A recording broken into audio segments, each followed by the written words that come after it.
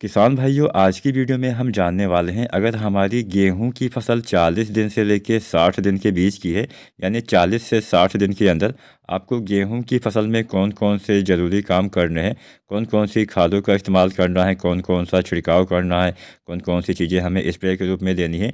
इसके साथ साथ अगर आपकी गेहूँ की फसल पीली है, अगर आपकी गेहूँ की फसल कमज़ोर है तो आपको क्या करना चाहिए। एक मैं देसी तरीका, एक घर पर बनाया हुआ खाद भी आपको बताऊँगा। तो बहुत ही अच्छी जानकारी आज की वीडियो में आप सभी को मिलने वाली है, तो पूरा वीडियो ज़रूर देखिएगा। और चैनल पे नए हैं तो एसआरजे खेती चैनल को सब्सक्राइब करके बेल आइकन दबाना मत भूलिएगा। कोई भी आपका सवाल हो, कोई भी सुझाव हो, नीचे कमेंट अवश्य करें और वीडियो को लाइक भी कर सकते हैं अपने अन्य किसान भाई के साथ। आप चाहें तो ये वीडियो शेयर भी कर सकते हैं। आप सभी किसान भाइयों को नए वर्ष की हार्दिक शुभकामनाएं। उम्मीद करते हैं आपका नया साल काफ़ी अच्छा रहेगा, अच्छे से आप प्रगति करेंगे, आपकी फसलें अच्छी रहेंगी, आपको अच्छा उत्पादन मिलेगा। चलिए इसी विषय पे हम जानते हैं कि हमारी गेहूं की फसल 40 से 60 दिन की हो जाती है तो हमें क्या करना है। यहाँ पे हम सबसे पहले उन किसान भाइयों के बारे में जानेंगे जिन किसान भाइयों की अभी गेहूं की फसल 40 दिन, 35 दिन या 45 दिन के आसपास की है, लेकिन पौधे में ज़्यादा कल्ले नहीं आए हैं। आपकी फसल एकदम पीली पीली है, आपके पौधे कमज़ोर हैं, जड़ों का विकास नहीं हुआ है, ज़्यादा कल्ले नहीं आए हैं, पतले आपके पौधे नज़र आ रहे हैं। तो उन किसान साथियों को क्या करना चाहिए जिससे उनकी फसल में सुधार हो सके, उनके भी पौधे में ज़्यादा कल्ले आ सकें, उनके भी पौधे में हरियाली आ सके, ज़्यादा मात्रा में फुटाव हो सके, जिससे उनको अच्छा उत्पादन मिल सके। तो चलिए जानते हैं कमज़ोर फसल वाले किसान साथियों को क्या करना है। तो यहाँ पे हम जो एक तरीका आपको बताएंगे, अगर आप ये तरीका अपनाते हैं तो बहुत बढ़िया लाभ मिलेगा। बहुत ही कम खर्चे में आप ये जो हम फार्मूला बताने वाले हैं अपने घर पे तैयार करके आसानी से इसका इस्तेमाल गेहूं की फसल में 30 दिन, 35 दिन, 40 दिन या अधिकतम 50 दिन के अंदर कर देंगे तो बहुत बढ़िया लाभ दिखाई दे जाएगा। तो यहाँ पे आपको 3 सामग्री चाहिए, आप चाहें तो नोट भी कर सकते हैं। पहली चीज़ किसान साथियों, आपको चाहिए यूरिया। जो दानेदार यूरिया आती है इसकी आपको लगभग 1 किलोग्राम मात्रा लेनी है प्रति एकड़ के हिसाब से। दूसरी चीज़ यहाँ पे किसान साथियों आपको चाहिए डीएपी। जो डीएपी आती है दानेदार वाली, जिसका हम मिट्टी में इस्तेमाल करते हैं, तो वो आपको लेना है 2 किलोग्राम। और तीसरी चीज़ आपको चाहिए पोटास। जो एमओपी पोटास आता है 60% वाला, यानी जो लाल वाला पोटास आता है दानेदार, उसको आपको लेना है 1 किलोग्राम। तो यहाँ पे जो हम फार्मूला तैयार करेंगे उस फार्मूले के माध्यम से हम एनपीके खाद अपने घर पे बड़ी आसानी से बना सकते हैं। और बहुत ही आसान तरीका मैं आपको बताने वाला हूँ कैसे तैयार करना है, ये भी आपको काफ़ी ध्यान से सुनना चाहिए। किसान साथियों, यहाँ पे बस एक सावधानी यही बरतनी है कि इसका इस्तेमाल आपको कमज़ोर वाली फसल में करना है और इसके इस्तेमाल के समय आपको कुछ चीज़ें ध्यान रखनी होती है जो मैं आगे आपको बता दूंगा। मान लीजिए आपकी फसल 30 दिन, 35 दिन या 40 दिन के आसपास की है, तो ये जो फार्मूला है यूरिया, डीएपी और एमओपी वाला, इसका आपको अपनी खड़ी फसल में छिड़काव करना होता है। यानी इसकी पूर्ति आपको स्प्रे की विधि से करना होगा, छिड़काव विधि से करना होगा, जिससे आपकी फसल में जो लाभ है जल्दी मिल सके। किसान साथियों, अगर हम यही खाद मिट्टी में डालेंगे तो आपके पौधे को आसानी से मतलब मिल तो जाएगी, लेकिन बहुत लंबा समय लेती है। मिट्टी में जो हम खादें डालते हैं वो आपके पौधे ग्रहण करने में थोड़ा लंबा वक्त लेते हैं और तब तक आपके पौधे में कल्ले का विकास का समय चला जाएगा। क्योंकि 50 दिन के बाद कभी भी आपके पौधे में ज़्यादा कल्ले नहीं बन पाते हैं, क्योंकि 50 दिन की अवस्था तक ही कल्लों का निर्माण किसान साथियों हो पाता है। तो यहाँ पे यूरिया जो आप लेंगे 1 किलोग्राम, डीएपी जो आप लेंगे 2 केजी और एमओपी जो आप लेंगे 1 केजी। तो यहाँ पे सबसे पहले आपको लेना है डीएपी, और डीएपी को आपको 1 दिन पहले ही घोल लेना है। मतलब डीएपी आपको पता ही होगा घोलने में थोड़ा सा लंबा समय लेती है, तो इसलिए मान लीजिए अगर आप कल छिड़काव करने वाले हैं तो 1 दिन पहले ही आपको डीएपी को पानी में घोल लेना है, जिससे अच्छे से वो घुल सके। बाकी की जो 2 चीज़ें हैं यूरिया और पोटास, इसको आपको उसी दिन घोलना है जब आप छिड़काव करें। सभी का यहाँ पे किसान साथियों ध्यान ये देना है कि सभी का यहाँ पे आपको अलग अलग घोल बनाना है, एक साथ में आपको नहीं घोलना है। सभी को अलग अलग चीज़ों में आपको मिला के घोलना चाहिए। उसके बाद में जब आप छिड़काव करें तब आप उस वक्त आपको एक साथ मिला लेना है। मतलब जो यूरिया होती है, यूरिया के साथ में पोटास खाद मिलाया तो जा सकता है, लेकिन बहुत लंबे समय तक आपको यूरिया के साथ पोटास मिला के रखना नहीं चाहिए, नहीं तो दोनों खादें खराब हो जाती हैं। तो इसलिए हम यूरिया और पोटास और जो डीएपी है सभी का अलग अलग घोल बनाएंगे। उसके बाद में अपनी खड़ी फसल में हम छिड़काव कर देंगे।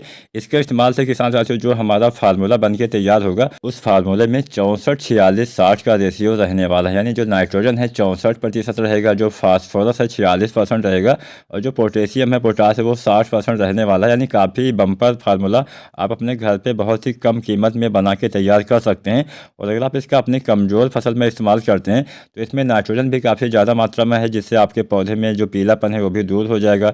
आपकी फसल की बढ़वार अच्छे से होगी, आपके पौधे भोजन अच्छे से ग्रहण कर पाएंगे, भोजन अच्छे से बना पाएंगे। तो आप इसका इस्तेमाल कर सकते हैं। हमारे बहुत सारे किसान भाई एक गलती ये कर देते हैं कि वो पहली सिंचाई बहुत ज़्यादा मात्रा में कर देते हैं। मतलब किसी भी कारण से मान लीजिए आपके पौधे में, आपके खेत में ज़्यादा पानी भर गया, तो भी समस्या आ जाती है कि आपके पौधे तनाव में चले जाते हैं, जड़ों का विकास नहीं हो पाता है, आपके पौधे में ज़्यादा कल्ले नहीं आ सकते हैं। तो इसलिए ऐसी कंडीशन में भी आप इस NPK का इस्तेमाल करेंगे तो भी आपको काफ़ी बढ़िया लाभ किसान साथियों देखने को मिलने वाला है। तो पहला जो हमने फार्मूला बताया, कमज़ोर जो फसल हो उसमें अगर आप इस्तेमाल करते हैं तो बढ़िया लाभ आपको देखने को मिल जाएगा। तो पहला चीज़ आपको DAP और यूरिया और पोटाश स्प्रे करना है। अब हमारे बहुत सारे ऐसे किसान भाई होंगे जिन्होंने अभी तक भी जिंक का इस्तेमाल नहीं किया है, मतलब जिंक का प्रयोग नहीं किया है। तो जिंक के इस्तेमाल से बहुत बढ़िया फ़ायदा मिलता है, तो आप सभी को पता ही होगा। तो जिंक का इस्तेमाल भी आपको करना चाहिए। मान लीजिए आप अभी तक मतलब 40 दिन भी हो गए हैं, फिर भी अगर आपने अभी तक जिंक का इस्तेमाल मिट्टी में नहीं किया हुआ है तो यहाँ पर आपको जिंक का छिड़काव कर देना है, स्प्रे कर देना है। स्प्रे विधि से भी प्रयोग करेंगे तो बढ़िया लाभ मिलता है। तो अगर आप जिंक का छिड़काव यानी स्प्रे करना चाहते हैं तो जो 33% वाले जिंक आती है, इसकी आपको लगभग किसान साथियों 750 ग्राम मात्रा लेनी है और इसको आपको 1 एकड़ खेत में छिड़काव विधि से प्रयोग कर देना है। 40, 45 या 50 दिन के अंदर आप कर देंगे तब भी अच्छा लाभ आपको मिल जाएगा। जिंक की पूर्ति हो जाएगी, पौधे में अच्छे से हरियाली आएगी, अच्छी ग्रोथ होगी। मान लीजिए 21% वाला आप जिंक छिड़काव करना चाहते हैं तो 21% वाले जिंक की यहाँ पे आपको लगभग किसान साथियों 1 किलोग्राम मात्रा पर एकड़ के हिसाब से डाल देनी है। बाई चांस दोनों जिंक नहीं मिलती, आप 12% वाले जिंक डालना चाहते हैं जो चिलेटेड फॉर्म में आती है, तो उसका भी किसान साथी प्रयोग कर सकते हैं। उसकी आपको 125 से 150 ग्राम मात्रा प्रति एकड़ के हिसाब से आपको छिड़काव करना चाहिए। अब यहाँ पे ध्यान ये रखना है कि केवल जिंक को आपको सिंगल नहीं देना होता है। जब भी आप जिंक का इस्तेमाल छिड़काव विधि से करें या फिर अगर आप मिट्टी में भी डालते हैं तो आपको यूरिया खाद मिलाना ही होता है। और मान लीजिए आप छिड़काव करना चाहते हैं तो छिड़काव विधि से भी आप यूरिया खाद मिला के प्रयोग करिएगा। यहाँ पे 1 से 2 किलोग्राम आपको जो दानेदार यूरिया आती है उसका घोल बना के उसके साथ में आपको जिंक का छिड़काव कर देना है। इससे आपके पौधे में अच्छे से भोजन बनेगा, आपके पौधे में प्रकाश संश्लेषण से भोजन बनाने की प्रक्रिया में तेजी आएगी, आपके पौधे में हरापन भी आएगा, अच्छी ग्रोथ होगी, अच्छे कल्ले आप किसान साथियों ले पाएंगे। किसान भाइयों, जिंक का छिड़काव आपको तभी करना है जब आपने मिट्टी में जिंक खाद का प्रयोग ना किया हो। अगर आपने मिट्टी में जिंक खाद का प्रयोग किया है तो आपको जिंक का स्प्रे करने की आवश्यकता नहीं है। अब हम बात करते हैं कुछ अन्य खादें। मान लीजिए आपने अगर सल्फर का इस्तेमाल नहीं किया है तो सल्फर भी आप दूसरे पानी के बाद जब आप यूरिया डालते हैं तब आप डाल सकते हैं, जो मैं आगे आपको बताऊंगा। जो सल्फर आता है 80 या 90% वाला, इसकी आपको लगभग 3 से लेकर 4 किलोग्राम मात्रा प्रति एकड़ के हिसाब से डाल देना है। सल्फर डालने से क्या फ़ायदा मिलेगा? सल्फर डालने से आपके पौधे में एक तो हरापन आता है, दूसरा ये फ़ायदा होता है कि आपकी मिट्टी में भी सुधार करता है, pH वैल्यू को कम करता है। तीसरा फ़ायदा ये मिलता है कि आपके पौधे में, मतलब आप जो अपने मिट्टी में यूरिया डालते हैं, नाइट्रोजन डालते हैं, तो नाइट्रोजन की जो उपलब्धता होती है उसको काफ़ी बढ़ा देता है। यानी आपके पौधे ज़्यादा मात्रा में नाइट्रोजन ले पाते हैं, ज़्यादा मात्रा में यूरिया खाद का प्रयोग, मतलब ज़्यादा मात्रा में यूरिया खाद ले पाते हैं, जिससे आपके पौधे में हरियाली आती है, अच्छी ग्रोथ होती है, अधिक हरियाली आएगी और आपके पौधे में अच्छा विकास होगा। तो सल्फर मान लीजिए वैसे तो आपको पहले सिंचाई पे भी देना है, तो अगर आपने अभी तक पहली सिंचाई कर दी है और पहली सिंचाई पे आप यूरिया डालने वाले हैं तो पहली सिंचाई पे 40 किलोग्राम यूरिया डाल दीजिए, साथ में 3 से 4 केजी 90% वाला सल्फर डाल देंगे तो अच्छा लाभ मिल जाएगा। बाई चांस आप पहले पानी लगा चुके हैं, यूरिया भी डाल चुके हैं, लेकिन सल्फर आपने नहीं डाला है तो दूसरे पानी पे भी किसान भाई सल्फर का इस्तेमाल कर सकते हैं, तभी आपको लाभ मिलेगा। लेकिन पहले पानी पे डालना थोड़ा बेहतर होता है। अब हम उन किसान भाइयों की बात करते हैं जिनकी गेहूं की फसल 45 से 50 दिन की होने वाली है, तो वो किसान भाई क्या करें जिससे उन्हें अच्छी पैदावार मिल सके। किसान साथियों, 45 से 50 दिन पे हम यूरिया खाद डालते हैं, मतलब यूरिया की अंतिम मात्रा हमें 45 से 50 दिन के अंदर ही डाल देना चाहिए, अधिकतम 55 दिन, इससे ज़्यादा लंबा समय मत लीजिएगा। तो 45 से 50 दिन पे यूरिया जो आती है दानेदार वाली, इसकी आपको लगभग 40 किलोग्राम मात्रा प्रति एकड़ के हिसाब से डालना होता है। इतनी मात्रा 1 एकड़ खेत के लिए किसान भाई पर्याप्त होती है। तो जब आप अंतिम बार यूरिया डालते हैं तो उस समय आपको पोटाश भी डालना होता है। पोटाश आपको गेहूं की फसल में 2 बार डालना चाहिए। पहली बार पोटाश का इस्तेमाल आपको गेहूं की बुआई के समय करना होता है। जो MOP पोटाश आता है इसकी आपको लगभग 25 किलोग्राम मात्रा प्रति एकड़ के हिसाब से डालना चाहिए, इतनी मात्रा पर्याप्त होती है। मान लीजिए आप बुआई के समय पोटाश ना डाल पाए हों तो जब आप पहली सिंचाई करते हैं तो पहली सिंचाई के बाद भी आप 20 से 25 केजी पोटाश डाल सकते हैं, उसकी पूर्ति कर सकते हैं। उसके बाद में जब हम दूसरा पानी लगाते हैं, दूसरा पानी आपको 40 दिन या फिर 45 दिन तक लगा देना चाहिए और उसके बाद में हम यूरिया डालते हैं 40 किलोग्राम। इसके साथ में हमें जो पोटास आता है एमओपी पोटास, उसकी आपको 20 किलोग्राम मात्रा प्रति एकड़ के हिसाब से डालना होता है। बस एक सावधानी बरतनी होती है कि जब भी आप यूरिया के साथ में पोटास खाद मिलाइएगा तो बहुत लंबे समय तक आपको मिला के नहीं रखना है। मिलाने के तुरंत बाद आपको इसका प्रयोग अपने गेहूं की फसल में कर देना है। तो आपको यूरिया और पोटास 45 से 50 या फिर अधिकतम आपको 55 दिन तक कर देना है। मतलब यूरिया की समस्त मात्रा 55 दिन के अंदर आपको डाल देनी है, तभी आपको अच्छा लाभ मिल पाएगा। अब हम आगे बढ़ते हैं, जानते हैं उन किसान भाइयों की जिनकी गेहूं की फसल गबोट अवस्था में है, मतलब बालियाँ निकलने वाली है, बालियाँ तने के अंदर आ रही हैं या फिर बाद में यह अवस्था आएगी। तो वो किसान भाई उस अवस्था में क्या करें, बालियाँ निकलने से पहले गबोट अवस्था में क्या करें।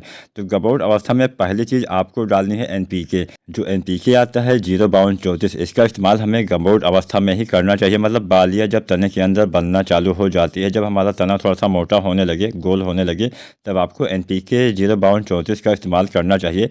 इसके इस्तेमाल से बालियों की साइज बढ़ती है, बालियों की लंबाई बढ़ती है, बालियों में दानों की संख्या में वृद्धि होती है। तो इसका इस्तेमाल अवश्य करना है। इसके साथ में किसान साथियों एक खाद आपको और डालनी है, वो है बोरोन। बोरोन के इस्तेमाल से बहुत बढ़िया फ़ायदा आपको मिलेगा। तो जो बोरोन आता है 20% वाला, इसकी आपको लगभग 100 ग्राम मात्रा प्रति एकड़ के हिसाब से डालना है। और जो एनपीके आता है 05234, इसकी आपको 1 से लेकर 1.5 किलोग्राम मात्रा प्रति एकड़ के हिसाब से डालना है। बढ़िया लाभ मिलेगा। बोरोन के इस्तेमाल से पोलिनेशन सही से होगा, परागण प्रक्रिया सही से होगी, जिससे मेल फीमेल फ्लावर से दाने का निर्माण सही ढंग से हो पाएगा। अच्छे दाने आएंगे, हेल्दी दाने आएंगे, समस्त दाने का भराव अच्छे से हो पाएगा। तो ये आपको गबोट अवस्था में अवश्य डालनी है। कई बार ऐसा भी देखा गया है कि गबोट अवस्था में भी फसलों में पीलापन आ जाता है। मतलब जब बालियाँ निकलने वाली होती है, इस अवस्था में भी पीलापन आ जाता है। तो अगर बालियाँ बनते समय पीलापन हो जाएगा तो बालियों का विकास सही ढंग से नहीं हो पाएगा, क्योंकि पौधे प्रकाश संश्लेषण से अच्छी मात्रा में भोजन नहीं बना पाएंगे। तो यहाँ पे इसकी पूर्ति के लिए, मतलब नाइट्रोजन की पूर्ति के लिए, आपको यूरिया जो आती है दानेदार वाली, इसकी आपको 1 से 2 किलोग्राम मात्रा प्रति एकड़ के हिसाब से घोल के आपको इसी एनपीके 05234 साथ में बोरोन साथ में यूरिया आपको डाल देना है। बस सभी का अलग अलग घोल बनाना है, उसके बाद में एक साथ प्रयोग कर सकते हैं, बहुत बढ़िया लाभ मिलेगा। और इसका इस्तेमाल गबोट अवस्था में ही करना है, मतलब दाने भरते समय करना है। लेकिन मान लीजिए आपके पौधे में हरापन है, आपके पौधे में नाइट्रोजन की कमी गबोट अवस्था में नहीं है, तब आपको यहाँ पर यूरिया खाद नहीं डालनी है। तब आपको पहली चीज़ डाल देना है 05234 और दूसरी चीज़ आपको डाल देना है बोरोन। इस अवस्था में आप चाहें तो सागरिका लिक्विड भी डाल सकते हैं, जिससे पौधे में भोजन बनाने की प्रक्रिया में तेज़ी आएगी, आपके पौधे का विकास तेज़ी से होगा। तो आप सागरिका लिक्विड 300 से 400 ml भी डाल सकते हैं। अगर आपका बजट हो तो आप ये भी डाल दीजिएगा। तो अगर आज की वीडियो आपको पसंद आई हो, लाइक करें। कोई भी सवाल हो, कोई भी सुझाव हो, नीचे कमेंट करें और चैनल को सब्सक्राइब जरूर करें। धन्यवाद।